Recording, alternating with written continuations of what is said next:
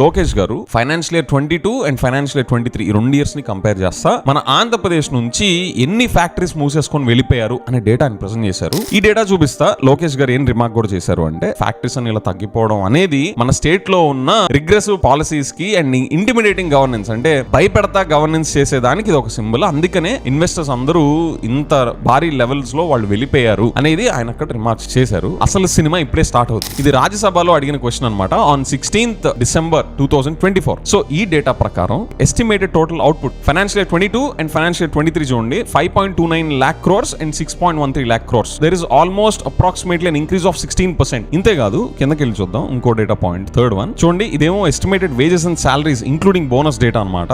Andhra Pradesh data చూడండి financial year 22 and financial year 23 data చూడండి 20,986 crores అయితే 2023 ఫైనాన్షియల్ ఇయర్ కల్లా 23,280 crores పెరిగింది. అంటే almost there is 11% increase. State లో నిజంగా విధ్వంసం జరిగిపోయి ఇన్వెస్టర్స్ అందరూ ఫ్యాక్టరీస్ అన్ని మూసేసుకొని వెళ్ళిపోతుంటే అసలు ఏం జరగాలి? నెంబర్ ఆఫ్ ఫ్యాక్టరీస్ తగ్గడంతో పాటు వాటి నుంచి వచ్చే అవుట్పుట్ పడిపోవాలి అండ్ ఆ ఫ్యాక్టరీస్ నుంచి ఎంప్లాయీస్ కి ఇచ్చే వేజెస్ ఉంటాయి కదా అవి కూడా పడిపోవాలి. కానీ అవుట్పుట్ 16% పెరిగింది, వేజెస్ 11% పెరిగింది. స్టాన్ఫర్డ్ లో చదువుకున్న లోకేష్ గారికి నా ఛాలెంజ్ ఏంటి అంటే ఇన్వెస్టర్స్ అంతా కుప్పలు తెప్పలుగా మన స్టేట్ లో నుంచి బయటికి వెళ్ళిపోతుంటే total output from the factories పెరగడాన్ని బై 16% అండ్ వేజెస్ పెరగడాన్ని బై 11% మీరు దాన్ని ఎలా ఎక్స్ప్లెయిన్ చేస్తారు?